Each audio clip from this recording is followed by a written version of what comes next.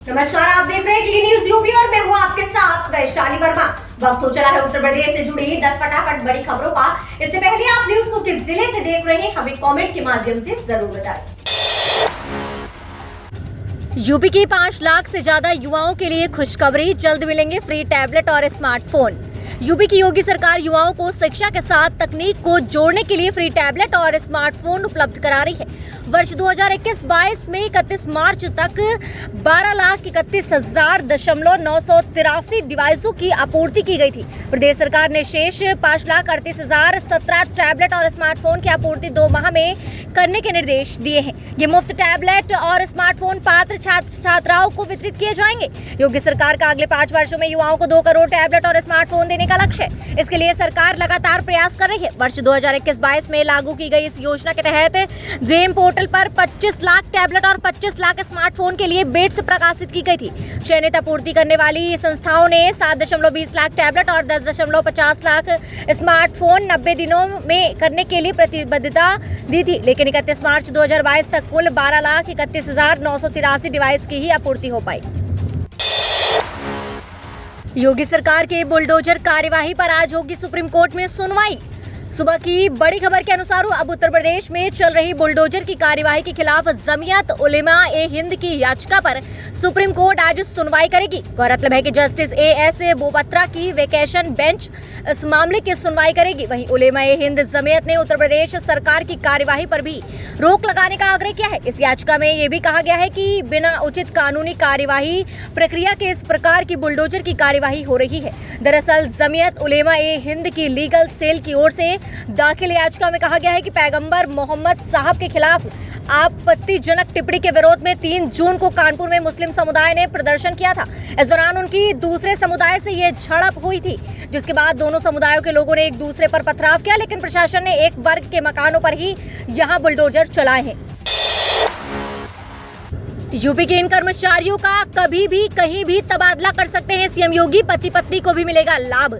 समूह गा व घा के कर्मचारी पति पत्नी एक ही जिले, नगर और स्थान पर स्थानांतरित करने की व्यवस्था कर दी गई है। मुख्यमंत्री योगी आदित्यनाथ किसी भी क्रमिक का कभी भी कहीं भी तबादला कर सकते हैं। मुख्यमंत्री जरूरत के आधार पर नीति में संशोधन भी कर सकेंगे। समूह खा के अधिकारियों का स्थानांतरण विभागाध्यक्ष करेंगे। आकांक्षी जिलों में 2 साल की सेवा पूरी करने वाले भी तबादला पाने के हकदार होंगे। महत्वपूर्ण पदों से हटाने वालों को काम संबंधी नोट बनाकर देना होगा। मुख्य सचिव दुर्गा शंकर मिश्रा ने बुधवार को स्थानांतरण नीति संबंधी शासनादेश जारी कर दिया है। किसी भी अधिकारी व कर्मचारी को चिकित्सकीय या बच्चों की शिक्षा जैसे व्यक्तिगत कारणों के लिए मांग पर पद रिक्त होने पर स्थानांतरित किया जाएगा। इसी तरह अधिकारी या कर्मचारी की सहमति होने पर भी स्थानांतरण या समायोजन अगर आपत्ति नहीं है तो किया जा सकेगा। दिव्यांग क्रमिकों और ऐसे क्रमिक जिनके परिवारजन दिव्यांगता से प्रभावित हैं, उन्हें सामान्य स्थानांतरण से मुक्त रखा जाएगा। दिव्यांग क्रमिकों के तबादले उनके खिलाफ गंभीर शिकायत मिलने पर ही किए जाएंगे। सीएम योगी ने की घोषणा, अब 30 जून तक होगी गेहूं की खरीद के 15 दिन और बढ़ाए। प्रदेश में सरकारी क्रय केंद्रों पर अब 30 जून तक गेहूं की खरीद होगी। 15 जून तक खरीद होनी थी, पर सीएम योगी आदित्यनाथ ने 15 दिन और खरीद करने के निर्देश दिए हैं। इस बाबत बुधवार को आदेश भी जारी कर दिया गया है। पिछले 15 सालों में इस साल सरकारी क्रय केंद्रों पर गेहूं की सबसे कम खरीद हुई है। बुधवार तक 3.28 लाख मीट्रिक टन गेहूं की ही खरीद हो पाई थी। सरकार ने इस बार गेहूं की खरीद का लक्ष्य 60 लाख मीट्रिक टन रखा था, पर 6% लक्ष्य भी पूरा नहीं हो पाया। पिछले साल सरकार ने लगभग 13 लाख किसानों से 56.41 मीट्रिक टन गेहूं खरीदा था, पर इस बार तो लक्ष्य बेहद दूर रह गया। दरअसल इसका बड़ा कारण बाजार में गेहूं का भाव इस बार ज्यादा होना रहा। सरकार 2015 रुपए प्रति क्विंटल MSP कर खरीद कर रही है, जबकि बाजार में भाव इससे ज्यादा मिला। सालों बाद ऐसा हुआ जब मंडियों में गेहूं की खुली बोली लगी। योगी सरकार का महत्वपूर्ण फैसला, निःशक्त संतान के लिए पारिवारिक पेंशन की शर्त कर दी आसान। राज्य सरकार के दिवंगत कर्मचारी पेंशन भोगी की शारीरिक व मानसिक निःशक्त निषक्तता से ग्रस्त संतान के लिए पारिवारिक पेंशन पाने की शर्त अब आसान कर दी गई है। ऐसी निषक्त संतान अब जीवन भर पारिवारिक पेंशन की हकदार होगी यदि अन्य स्रोतों से उसकी कुल मासिक आय मृत कर्मचारी पेंशन भोगी द्वारा आहरित अंतिम वेतन के 30% और उस पर स्वीकार्य महंगाई राहत से कम है। शर्त यह भी होगी कि सक्षम चिकित्सा प्राधिकारी ने उसे निषक्तता प्रमाण पत्र जारी किया हो। वित्त विभाग की ओर से इस बारे में बुधवार को शासनादेश जारी कर दिया गया है। राज्य सरकार ने यह कदम केंद्र सरकार के क्रमिक लोक सहायता व पेंशन मंत्रालय के पेंशन और पेंशनभोगी कल्याण विभाग की ओर से 8 फरवरी 2021 को जारी किए गए आदेश के क्रम में उठाया गया है। दिवंगत कर्मचारी पेंशनभोगी की शारीरिक व मानसिक निषक्त संतान को पारिवारिक पेंशन के भुगतान के लिए अभी तक ये व्यवस्था थी कि सभी स्रोतों से उसकी मासिक आय 9,000 रुपए से कम हो। मुख्यमंत्री योगी आदित्यनाथ ने की थारू सहित अन्य जनजाति के छात्रों को छात्रवृत्ति देने की घोषणा 2 अक्टूबर को मिलेगी। उत्तर प्रदेश में कक्षा 1 से 8 तक में अध्ययनंतर थारू एवं अन्य जनजाति के छात्र छात्राओं को 2 अक्टूबर को छात्रवृत्ति प्रदान की जाएगी। मुख्यमंत्री योगी आदित्यनाथ ने ही थारू जनजाति के छात्रों को छात्रवृत्ति देने की घोषणा की थी।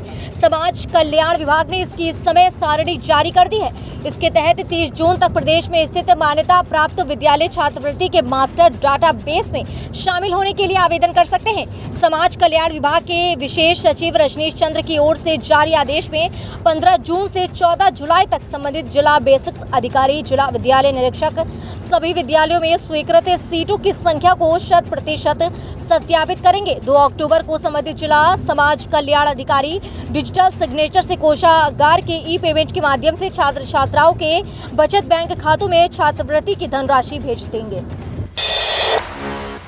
योगी आदित्यनाथ सरकार ने इको टूरिज्म को बढ़ावा देने के लिए ओडीओपी की तर्ज पर लॉन्च की ओटीओडी। प्रदेश सरकार ने एक जिला एक उत्पाद की सफलता के बाद इको टूरिज्म के लिए एक जिला एक गंतव्य पर फोकस बढ़ाया है। सरकार को इको टूरिज्म से प्रदेश के पर्यटन उद्योगों में नई ऊर्जा आने की उम्मीद है।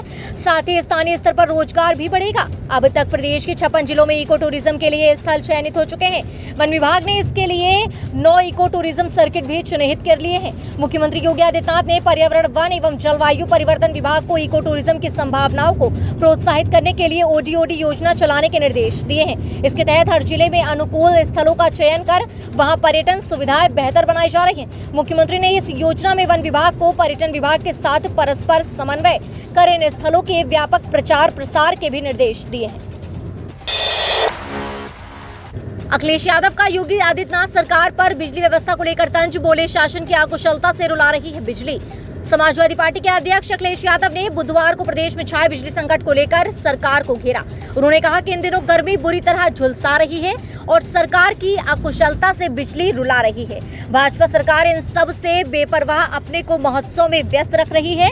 आपको बता दें कि दिखाने को मंत्री बदल गए हैं पर बिजली विभाग के कामकाज में कोई फर्क नहीं पड़ रहा है। जनता त्राही त्राही कर रही है। अखिलेश ने कहा कि बिजली व्यवस्था बेपटरी होने से जहां गांव, कस्बों और शहरों में जनजीवन अस्त व्यस्त है, वहीं उद्योग धंधे भी प्रभावित हो रहे हैं। कई इलाकों में जल संकट से हालात ज्यादा बिगड़ गए हैं। नागरिकों और बिजली कर्मियों में मारपीट तक हो गई है। भाजपा सरकार की प्रशासनिक अकुशलता, अदूरदर्शिता के चलते प्रदेश को बिजली संकट से गुजरना पड़ रहा है। मुख्यमंत्री योगी आदित्यनाथ ने यूपी बोर्ड रिजल्ट समय से जारी करने के दिए निर्देश। मुख्यमंत्री योगी आदित्यनाथ ने उच्च स्तरीय बैठक में यूपी बोर्ड परीक्षाओं का रिजल्ट समय से जारी करने के निर्देश दिए हैं। माना जा रहा है कि इसी हफ्ते रिजल्ट जारी किए जाएंगे। उन्होंने निर्देश दिए हैं कि रिजल्ट निकलने की सूचना अभिभावकों, परीक्षार्थियों को जरूर दी जाए। यूपी बोर्ड के सत्र 2021-22 की परीक्षा मार्च से अप्रैल के बीच हुई थी। परीक्षाओं के लिए 51,92,689 छात्रों ने पंजीकरण कराया था। इनमें से 47,75,749 छात्रों ने परीक्षा में भाग लिया था। बोर्ड ने कॉपियों का मूल्यांकन पूरा कर रिजल्ट तैयार कर लिया है। हाई स्कूल में पंजीकृत 27,81,654 विद्यार्थियों में 15,53,198 बालक और 12,28,456 बालिकाएं हैं, जबकि इंटरमीडिएट में पंजीकृत 24,11,035 विद्यार्थियों में 13,24,200 बालक और 10,86,835 बालिकाएं हैं। प्रदेश सरकार ने बोर्ड परीक्षा की शुचिता बनाए रखने के लिए पुख्ता इंतजाम किए थे। सभी परीक्षा केंद्रों पर सीसीटीवी कैमरे लगे थे। आपको बता दें, सुरक्षा के भी कड़े इंतजाम किए गए थे। सुरक्षा के भी व्यापक इंतजाम किए गए थे। परीक्षा में गड़बड़ी की शिकायतों पर त्वरित कार्यवाही भी की गई। बलिया के DIOS को जेल जाना पड़ा और बाद में निदेशक को निलंबित किया गया। जुलाई के दूसरे सप्ताह में पीएम मोदी करेंगे लोकार्पण। औद्योगिक विकास मंत्री नंदी ने दिए निर्देश। प्रधानमंत्री नरेंद्र मोदी जुलाई के दूसरे सप्ताह में बुंदेलखंड एक्सप्रेसवे का लोकार्पण करेंगे। औद्योगिक विकास मंत्री नंद गोपाल गुप्ता नंदी ने बुधवार को आयोजित यूपीटा की बैठक में अधिकारियों को एक्सप्रेसवे के भव्य लोकार्पण समारोह की तैयारी करने के निर्देश दिए। यूपीटा दफ्तर में हुई बैठक में नंदी ने निर्माणाधीन एक्सप्रेसवे को प्रगति व संचालित एक्सप्रेस से हो रही आय की समीक्षा की। इस दौरान यूपीटा के CEO अवनीश अवस्थी ने यूपीटा में तैनात कर्मचारियों के रिक्त पदों, संविदा आउटसोर्सिंग से भरे गए पदों, आय व्यय विवरण, सभी एक्सप्रेसवे के निर्माण और डिफेंस कॉरिडोर की रिपोर्ट पेश की। उन्होंने बताया कि आगरा लखनऊ एक्सप्रेसवे पर कोविड काल में टोल एजेंसी को वर्ष 2021-22 में 26 करोड़ रुपए का घाटा आया है। आगरा लखनऊ एक्सप्रेसवे पर माइनिंग शुल्क बढ़ जाने के कारण 52 करोड़ की लायबिलिटी आई है। इस पर विचार करना है। तो ये रही दिन भर की 10 फटाफट बड़ी खबरें। न्यूज अगर आपको पसंद आए हो तो वीडियो को लाइक शेयर करना और हमारे चैनल क्लीन न्यूज यूपी को सब्सक्राइब करके बेल आइकन को प्रेस करना बिल्कुल ना भूलें।